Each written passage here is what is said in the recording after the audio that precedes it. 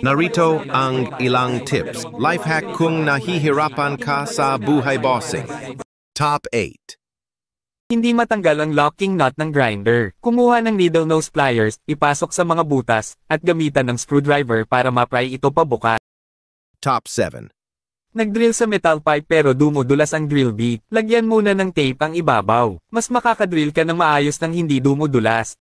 Top 6. Gusto mong baluktutin ang drain hose. Gupitin ang isang piraso ng wire, ipasok ito sa loob ng hose. Pwede mo na itong i-bend kahit anong gusto mo.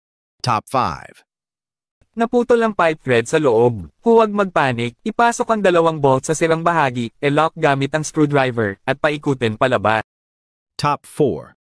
Hirap itali ang steel wire ng mahigpit, madulas kapag hinihila. Solusyon, ipasok ang dalawang nut sa wire. Iikot ito sa poste. Ipasok ang dulo sa parehong nuts. Itupi pataas at ibalik.